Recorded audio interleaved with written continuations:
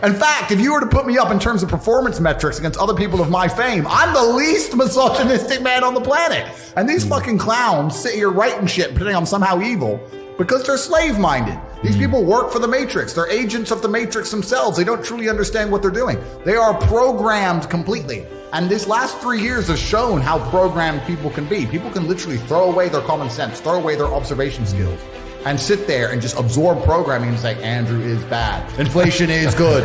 And they're just clowns. They're clowns. I would love to sit down with the clown who wrote that article and say, why am I bad?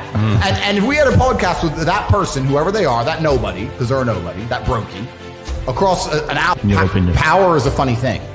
And most people who have power in their lives don't understand exactly how power works. And power is a fantastic thing to wield, but there's always a line. And once you overstep that line, you have a difficult choice. So we can apply it to, let's say, a government. If you're a government, you have power. If people start to riot, you can send the riot police. That's fine.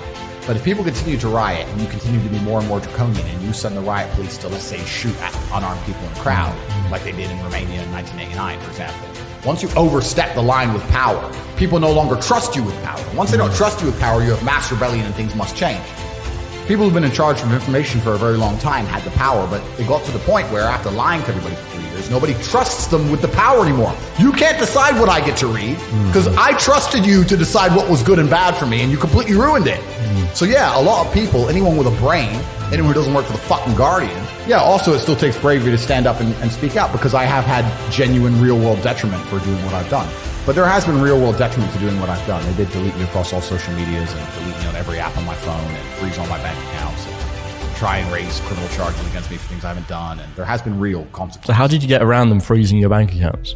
Well, you don't, do you? You have to just deal with the long legal process of having 7 or 8 bank accounts and millions of pounds frozen. And they just issue AFOs and they just freeze it. So this is the thing. It all ties into how deep you go into the Matrix. Is the money that you have yours? Is the house that you own yours? Is any of it yours? You piss off a government.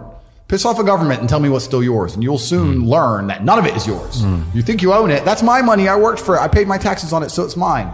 It's not. I don't own anything. There are cars. Let's say there's a... that you have access to. Correct. a trust in Singapore may own a percentage of a company in Dubai, which may have access to a car that I could borrow on a social media influence contract, perhaps. Yeah. But I don't own anything. And that's because if you own things, they come for you. Elon Musk tweeted it the other day. Someone tweeted Elon saying, what is the countdown until they raid Elon Musk's home for releasing the truth about what the FBI is doing with the election interference? And his response was, I don't have a home. You get to a certain level of wealth where you're like, you know what? It's easier just to not have things. I don't have anything. I can rent anything I want. If I want to stay in London for the next 10 years, I can walk into the Dorchester and take the presidential suite at £20,000 a day for the next 20 years. So who cares? I don't need this. It's like you just get beyond that point with money. So there's kind of like this middle ground. When you're broke, you own nothing, and then you start doing well and you own a bunch of stuff, and then you get to the top and you're just trying to get rid of it all and don't want to own anything. It's very hard to not become a billionaire in the world today, I think, if you're truly influential. I'm already a billionaire if I had to have my net worth measured. Worth is subjective, right? So Forbes contacted me to put me on the billionaire list, and they wanted to know everything I owned, and I told them I don't own anything, and they like, okay, well, they want to know my income, and I said, look, I'll declare to you, I'll show you maybe 20 million a month or something. And they said, okay, but the value, obviously then you value the companies those things come from, right? You can take some of my companies people know about, like The Real World, which was previously Helsing's University. If I have a business that is making $20 million profit a month, and it is an online educational platform, the largest one in the world, and it's a subscription model, and you put an 8 times multiplier on the profit, which most tech companies could achieve, that's an $800 million business. And that's where, and I never would sell it anyway, but I know what you're saying. But then it comes into other things like branding and the brand. I'm the most Googled man on the planet.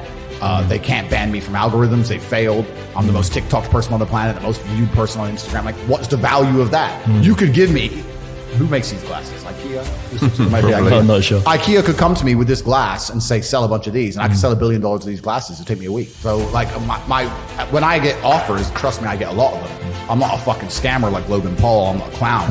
But when crypto companies come to me and say, will you pump our coin? They start by offering me $50 to $65 million. They say, look, we need $65 million to do a mention of this coin on our podcast. $65 million to say a name. And I don't do it because I refuse to allow my fans to get ripped off like Logan Paul does to his fans. He's a fucking scumbag. The he's a person who doesn't care about his fans. He just wants to make as much money as possible off the back of people who watch him. It's different with me. I genuinely want every single Tate fan, anybody who listens to what I say, to have an improved life. I want their life to be better for listening to me, whether it's in their relationship or whether it's in their physical stature or their financial capability. The idea of a 16-year-old spending their last money on a coin because I said so, and them losing money would bother me at night. And they will lose it. And they will lose. Of course they'll lose. Crypto is, this is what most people don't even understand about the crypto market. It's player versus player.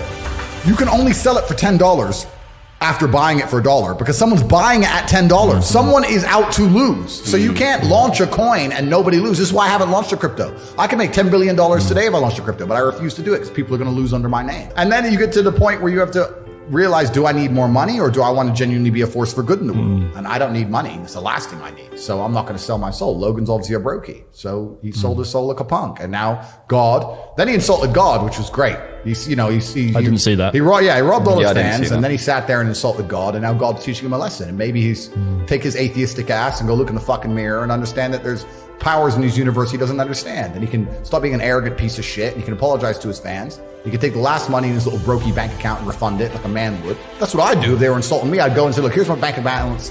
I have this much money. I'm giving it to charity.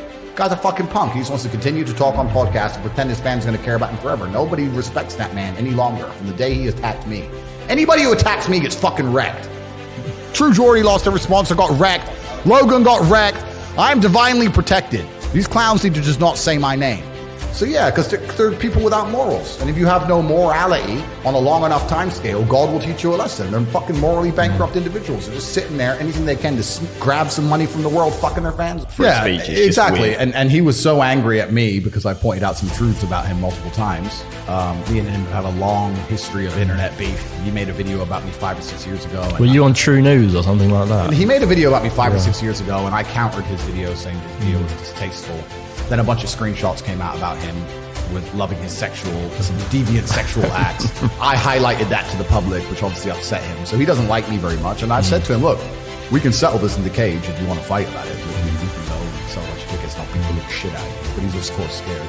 So instead he just does these little snidey videos, and because he's upset deep in his heart, he can't control himself, and he mentions me, and he said things he shouldn't have said. What a big pay-per-view that would be. You versus True Geordie. I think people would be very disappointed in the 6-second show, but like, I paid for this. Would you keep it going a little bit longer or just end it straight away? No, I would destroy it. Yeah. Not even for the fans. You wouldn't just keep it going. But yeah, so that's the story. What about his mate was there helping him? Oh, what, his little girlfriend? Fucking hell. You can have both of them against you. Right. Yeah, but you know what? It's really crazy as well because all these podcasters and like Logan and Jordy, all this shit, I don't watch any of this shit. So they say things and it gets cut into clips, and I have a huge media team, and obviously there's a lot of people who work for me, and they go through it all and they put it together and they say, look, this is perhaps worth commenting on, or he said this, that. But I get a daily report on my social media presences and performances, and there's a daily report of how many times I'm viewed and et cetera, et cetera. And there's all the people who come for me at the bottom and mentions them. But I think a lot of it, truthfully, comes from jealousy. These people have been podcasting for a very long time and they've been famous for a very long time, and I've just come along and smoked them. I've just come along and just destroyed them, and they're sitting there like, shit, he's the top G. I'm a fucking nobody. Yeah. I thought he was canceled. Why is he still getting more views than me? He's supposed to be gone. So they hate me. And it is what it is.